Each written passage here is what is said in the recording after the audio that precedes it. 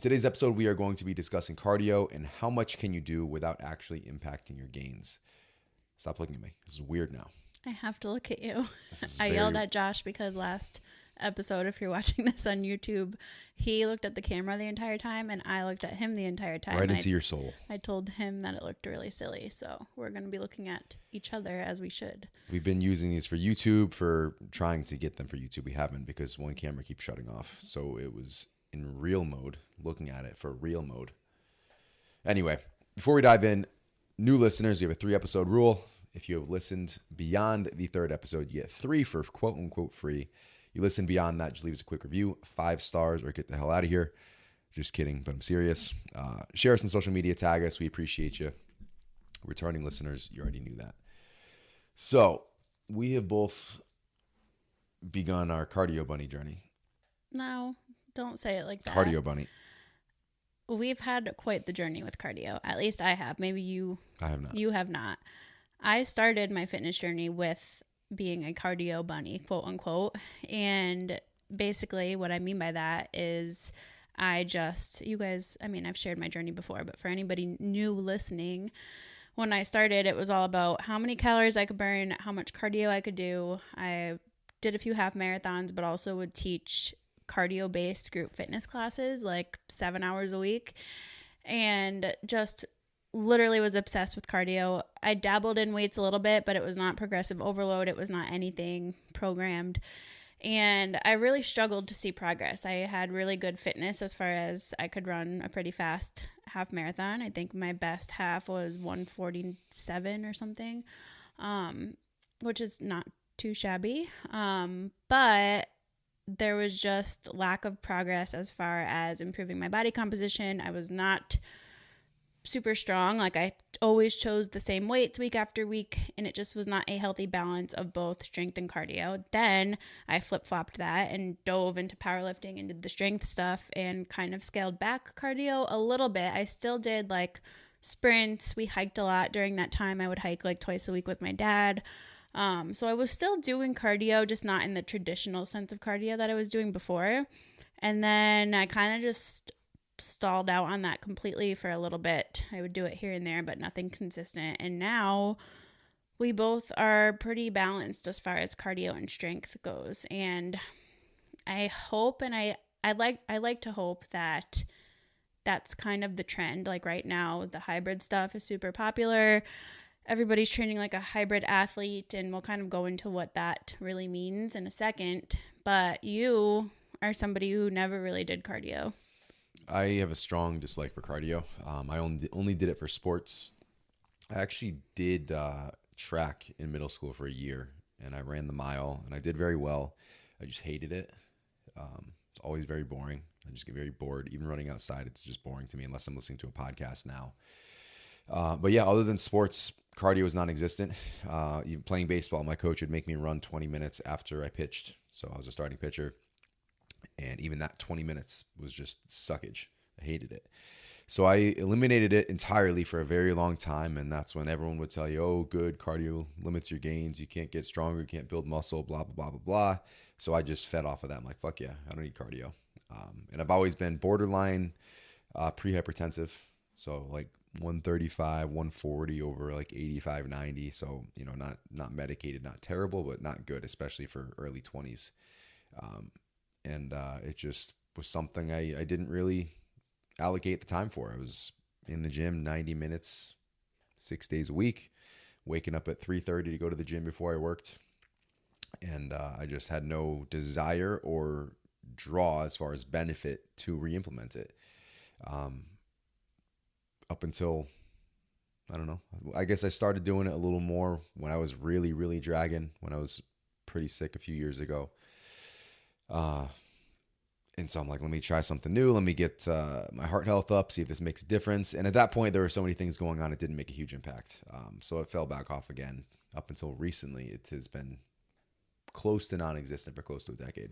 Yeah, so now we're training for a 10K. Kai is doing is it a 1K?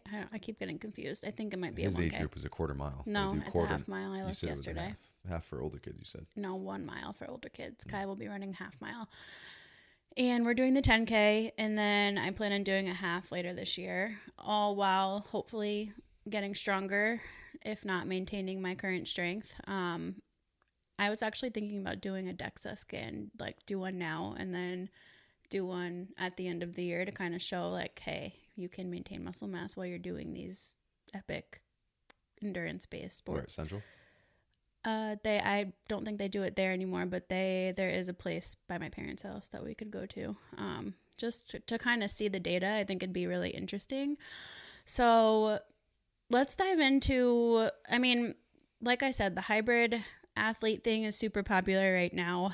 I think people are coming around to the idea that there is room for both.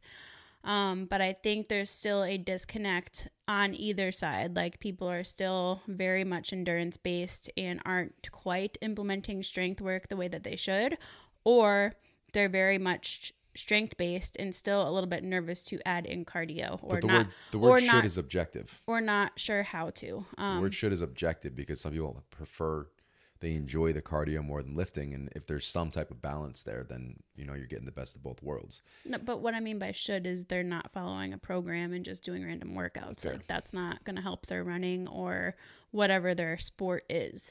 So that's what I mean by that. I've been following a lot of runners lately just because that's what I'm into right now. And it's still a big thing it's just a disconnect I see there. So with that, we'll kind of dive into what is optimal as far as cardio. Well, what are you doing right now? Let's start with that. What am I doing? As far as how much am I doing? Your whole program, both sides. Okay, so I'm following our build program in the app. So that is 4 days per week. The fifth day is an optional full body day. I have been doing all 5 days unless I'm feeling super wrecked by that fifth day. Now that my mileage is coming up, I might drop it to just 4 days. But up until now, it's been 5 days per week of strength, progressive overload, following a program, getting stronger each week. And then I'm doing 3 runs per week right now, training for this 10K. Strength is still a priority for me at this point, postpartum. And I know that I can run a 10K. Like, I did this race without training for it 2 years ago with Grace. So I know that I could do it if I had to. And the fact that I'm already doing 3 times per week is going to set me up perfectly fine for it. So strength is still my main priority. And then just adding in those 3 runs. So it's a moderate, easy paced run, more of like a speed workout kind of. It's still pretty easy paced, but the second day is a little bit more of a tempo run. And then the third day is a longer mileage duration. So the way that I'm splitting it up every week kind of varies depending on what our schedule looks like, which I think is the biggest takeaway for anybody listening, trying to figure out how to balance any endurance work with their strength work. Is it's really going to depend on a lot of things. But at the end of the day, just like everything else, you have to make it fit your life. So for me right now, with Cora napping twice per day, we have Kai home with us most of the day. Still, he's only in preschool for 2.5 hours. It makes more sense for me to split up those sessions instead of trying to do them all in one, which I could because the runs are not super long at this point. So it would be fairly easy, quote unquote, to just get it all done in one shot.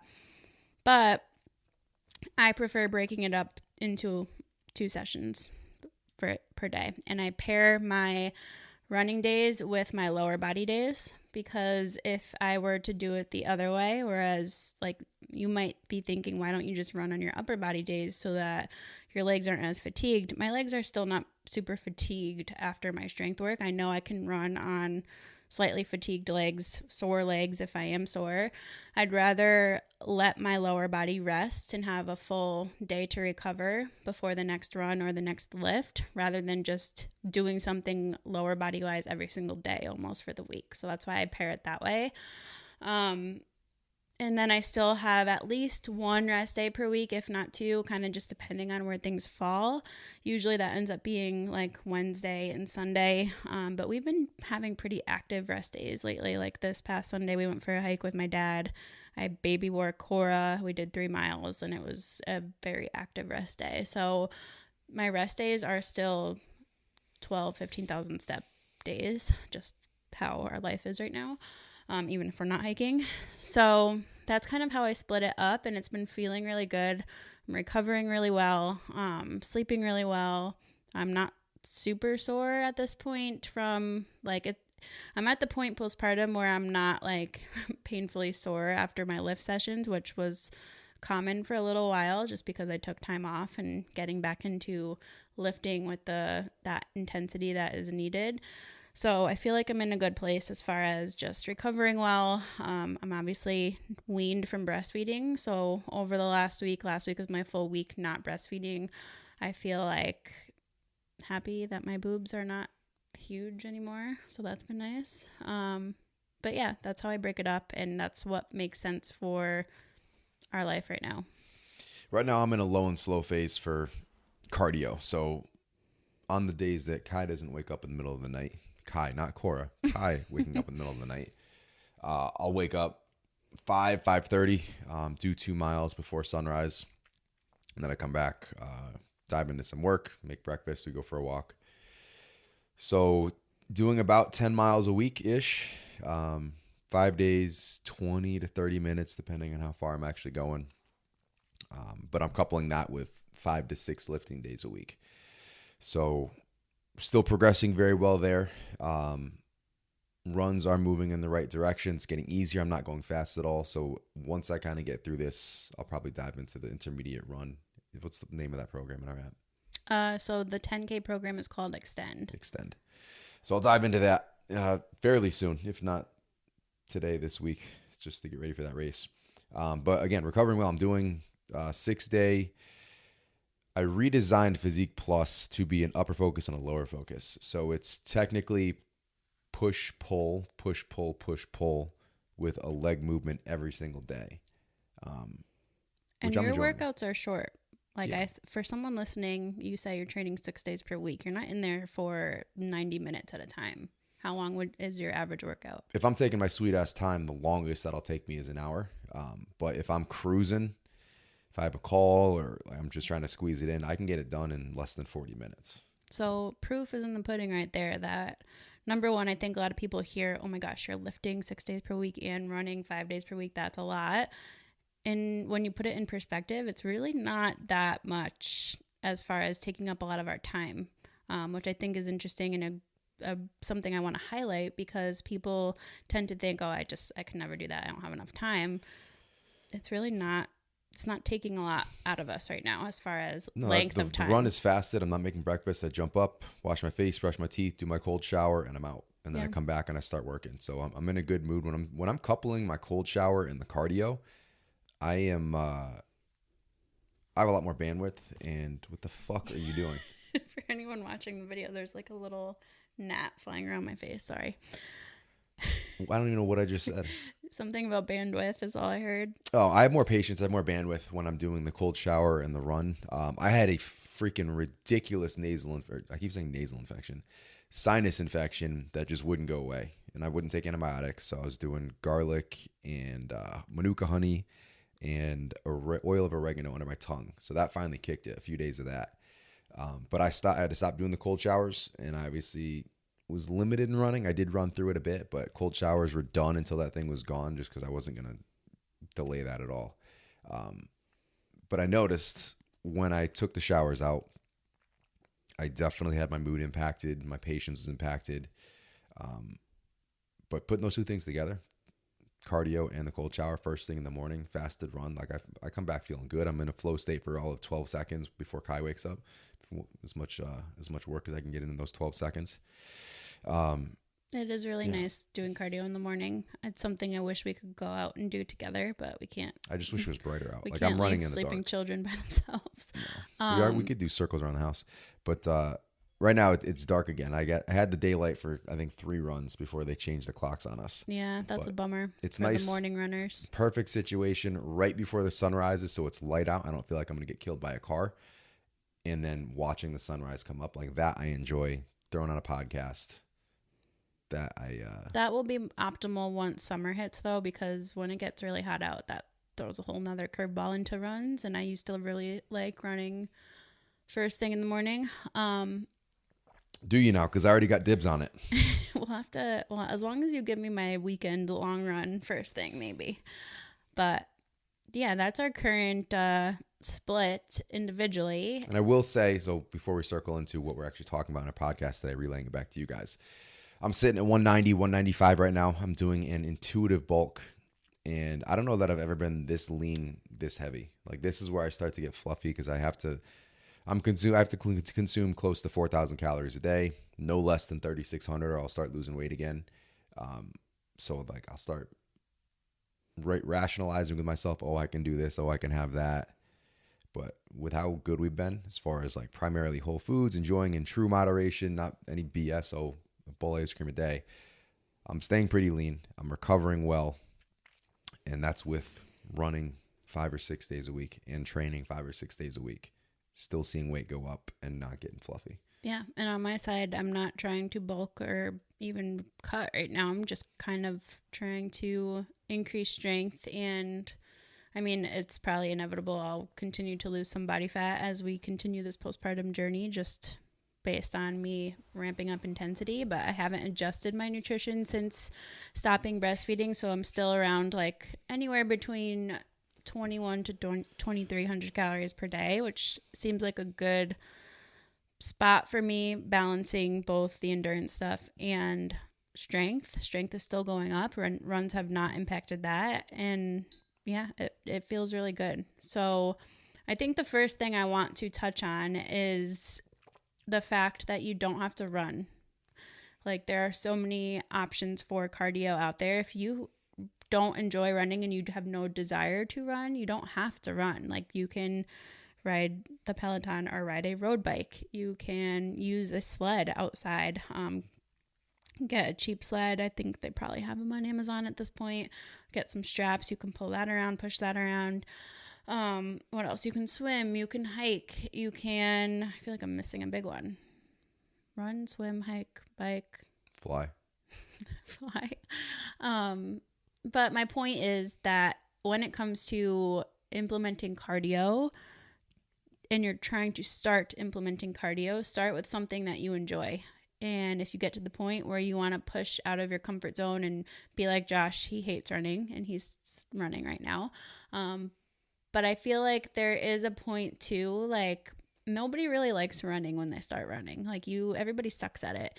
And until you get good at it, until it feels easier by doing a lot of zone 2 work and a lot of slow runs, that is the key. When it gets easier, you almost do enjoy it more because it's really cool to see your fitness just go up. I'm going to disagree with you on it. Well, you haven't gotten there yet. You can't disagree with me yet. My motivation is to, I mean, I think I talked about this a couple podcasts ago, but to just be a fucking warrior, to be very well-rounded, be strong, be lean, don't be too heavy. Like, that's not going to be a thing. I'm not juicing. Be able to run far. Once things settle down work, I'm going to get back into boxing and MMA.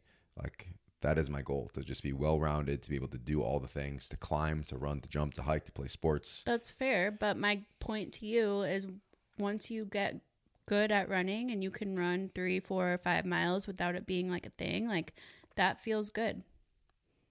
It needed real good podcast selection.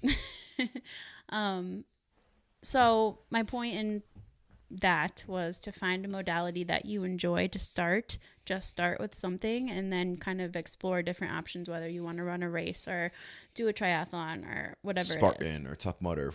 Yeah, there's a lot of fun things out there. So you can do all the things. Let's answer the most obvious thing so we can then check the boxes and provide the actual details. So how much cardio can you do without actually impacting your gains? It depends. And that's the annoying, boring answer is that it depends. But it's the truth. And I think a lot of people get caught up in that question just because of what we've been told over the years from the bro bodybuilding side of you shouldn't do any cardio or it's going to kill your gains. And then the endurance side that's like. But you look at professional athletes. You look at these mega humans who play in the NFL or in the NBA. Baseball, not so much. You can be a lard and play baseball. You see how much cardio they have to be doing. They're on the field. I mean, playtime, game time lasts an hour for football. So that's not even including timeouts and penalties, yada, yada. So doing full out sprints for an elongated period of time, and they're still huge and lean and doing all the things. So how much cardio can you do? It depends. As long as you're recovering well, as long as you're fueling yourself optimally. So there's a ton of different factors, which is what we'll dive into today as we get into the meat and bones of this subject. So to ensure optimal recovery and things to look for in biofeedback to ensure that you are recovering optimally to fuel all your goals. Yeah. So are we diving into that right now? Yeah. All right. So number one is the biggest thing with recovery is, well, I would say they're kind of equal, is your nutrition and your sleep are like the top two. So a lot of people will try to do this hybrid approach or try to implement more cardio. Maybe they're consistent with their strength programming or vice versa, and they change nothing about their nutrition. And then they are like, I feel terrible. I'm so tired. I'm fatigued. I'm sore. My lifts are plateauing. I can't run longer than X amount. That's more likely to do with your nutrition than it is with the actual training. So your nutrition needs to be on point. And by on point, I don't mean you're eating clean and you have no idea how much you're consuming. I don't mean you're chasing fat loss while trying to add in all this extra stuff. I don't mean any of that. Like, if you think your nutrition is on point, but you can't tell me exactly what you consume every single day, you cannot say that your nutrition is on point. That said, if you are taking the intuitive approach and things are moving along the right way, you don't necessarily need to pinpoint that. True. So that's the path I'm on right now, is I'm progressing strength, cardio, aesthetic, primarily intuitive, but I've also been tracking for a decade and I know what I'm prioritizing in each meal, and I'm taking in a ton of protein and letting the rest kind of fall where they are. But yeah, if you have no idea what's going on, you're not sure why you're feeling a certain way, you're not progressing, you need to be tracking not just calories, but calories and protein, and ideally carbs and fats as well. So you have an idea of ratios that you respond best to. You may need a heavier dose of carbs when you are in this hybrid athlete phase, or maybe you do respond very well with higher amounts of fats and you feel less weighed down. But if you're running long distance, if you're biking long distance, carbs are going to be your fuel source. Mm-hmm. So if you're somebody who thinks you don't need a lot of carbs, like maybe you didn't before, but if you're trying to do a half marathon, a full marathon, an Ironman, whatever it is, longer duration cardio, you're going to need to consume some carbs. And I say scale down carbs for a person whose scale down carbs is still 315 grams a day. You cannot, like, Josh is on another level when it comes to what his nutritional intake is. It's quite ridiculous. But I'm talking to the females out there who are eating like less than 150 grams of carbs per day. Like, you probably need more. So nutrition is super important. It matters greatly. I would say unless you're at the point where you're more of an intermediate / advanced athlete, as far as you're training for a half or a full or an Ironman at this point, and you're already like crushing, maybe you can run for an hour or you can bike for an hour. Your pre and post workout nutrition doesn't matter too much unless you're at that point. Once you get to that point, yes, you're going to have to fuel your runs, your rides, your whatever you're doing.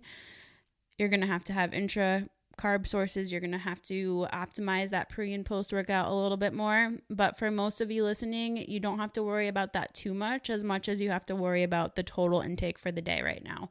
Get that narrowed down first, get that dialed in first, and then you can always dial it in a little bit more from there. Maybe we can do a whole nother episode on that. We won't talk about that too much today. So the other side of that coin was sleep. Yep. So optimizing your sleep schedule. Ideally, you should be at 7+ hours a night. That's a no-brainer. 7 to 9, you're in a great spot. But that starts the night before. So, if you're watching TV until 11 o'clock and then you're waking up at 5 or 6, but you feel okay, well, you're not going to feel okay or progress as well as you could be had you actually optimize it. So swapping out that TV marathon, or even if you're working late or on your phone scrolling, that it doesn't have to just be TV. We've been grinding over here in the last couple of nights. I've been working late on my phone, and I absolutely notice a difference. My sleep has been crap, aside from the fact that Kai's been waking up, but my quality just is not there from being on my phone right before bed. So that's something that I'm going to need to dial in this week. But I noticed such a big difference in how I feel from my lifts that day, how my runs feel. You don't think it matters too much until it does. And if you're somebody who isn't getting that consistently right now, you probably don't think it matters too much because you're just so used to not getting enough that just feels normal to you. So when you do start to improve it, you're going to feel on top of the world. And it can be little, you change things 1 degree, 2 degrees, and it makes all the difference in the world. Like we were in a great streak a month ago. And then the past couple weeks, maybe the past few weeks, I've even gotten suckered into like Kai and I'll watch a movie before he goes to bed. And then I'm like, let me put one episode on and I'll watch like 2 episodes of something. By that time, it's 9, 10. And it's not even worth it. It's not able, first of all, it's 9, 10. Like it's still reasonable for most people. I can still get into my sleep window that I need. But prior to that, Kai went to bed, TV got shut off. I'd go get ready for bed. I would read for half an hour, meditate, which I'm still doing. It's just pushed back to post TV, the couple episodes. And I was basically I wasn't asleep, but I was falling asleep by 9 o'clock. And I felt incredible. Like I can feel like I'm not in a bad spot now, but that period where everything was dialed in regards to my sleep routine, it was a massive difference. I finally, for the first time in as long as I can remember, actually wake up with energy. And it's very nice. Yeah. There was something like on this topic of sleep. If you're in the thick of it right now, if you still have little kids who wake up multiple times throughout the night, whatever it is, I don't know if I saved it. You shouldn't, how do I say this without going completely off the deep end? If you're not sleeping well right now, that doesn't mean you should just skip your workouts either. Are you talking about how it impacts your sleep recovery and all the negative detriments of sleep by working out? Yes. Yeah. Who posted Dr. that? Rhonda Patrick. That's what it was. I swear I saved it the other day. Everyone's talking about it. She had the most recent post. So essentially, you still want to prioritize sleep, but for those of you doing resistance training, a lot of the negative effects of sleep reduction are improved through your weight training. Whereas if you're just skipping sleep you're getting a lot less sleep and you're not working out, you're going to notice it much more significantly. Yeah, I can't find it. But, right here. So she was saying people who sleep less than 6 hours a night have a higher all-cause mortality, but only if they don't exercise. So exercise negates the adverse effects of sleep deprivation on all-cause mortality, which is interesting. So for all the parents out there who think that they cannot exercise unless they get a full 8 hours of sleep, we don't want to go that way either. Just something to be aware of. And I know easier said than done, right? You're not getting sleep. You feel super low energy. You don't have enough energy to work out. You'll have more by the time you're done. Yeah, you have to reframe that because a lot of people still think your workouts should be draining you. They should be taking more energy from you. You should feel crappy and just super fatigued when you're done. That's not a quality workout. If you're doing exercise in a progressive, optimal way, it should be adding to that cup. It should be filling that cup of energy. So you should feel boosted and much better, happier, a little more energy when you're done. Add value to every other area of your life by the time you're through that session. Yeah. So keep that in mind if you're somebody who uses that as an excuse on the regular. It doesn't have to be. So nutrition, sleep, those are really the two biggest rocks when it comes to your recovery from training. And then the other part of that equation is going to be volume. So how far are you running or how long are those endurance workouts and how much are you doing in your strength training? So for most of us who are not elite, endurance athletes, we're not doing ultras, we're not doing halves on the regular, we're not doing marathons. You probably can't do too much cardio. Like if the other things we just talked about are in check, you probably cannot do too much cardio. Now, that said, you need to focus on the impact that it's having. You can only do so much volume before it starts impacting your recovery through your CNS, or your central nervous system. Regardless of how much you're sleeping, regardless of how much you're eating, your CNS is going to need that recovery time. So if you notice that you are dialing those other things in, sleep is on point, you have an Oura ring, you have great sleep scores, you're consuming enough calories, whether you're working with a coach or you're doing this on your own and just, keeping a subjective eye on it. Let's just assume those sides of things are in the perfect scenario. If volume does get to a certain point, you are going to notice that dial gets turned down in regards to vitality and biofeedback. So at that point, that's when you kind of shift back, take that extra rest day from training, drop from 6 to 5, 5 to 4, maybe take one run day off or, scale back per day volume in either of those categories. So it depends on your goals, but exactly. What was I going to say? I completely lost what I was going to say. That's really annoying. Oh, what I was going to say is a lot of people get excited and they want to just add in running or add in this other thing too much too soon. So it's okay to go slow until you get to that threshold that you want to be at. You don't just want to start running 4 days per week when you've been doing nothing. Your body is going to yell at you. And it's okay to have some fatigue and be sore when you start something new. That is expected. But know the difference between what I call healthy soreness, healthy fatigue versus Debilitating. being in pain or on your way to an injury. So slow and steady, increase that build slowly. This is where having a coach really comes in, because we can make sure that you're getting to that point in the most optimal way rather than killing yourself and getting injured or whatever it is. But when you're adding something like running, you have to remember that's a high impact on your joints. If you're not used to it, it's going to feel really terrible if you do too much too soon. So slow and steady, speed wise, slow and steady, volume wise, and then work up to your threshold that you want to be at and maintain or push from there.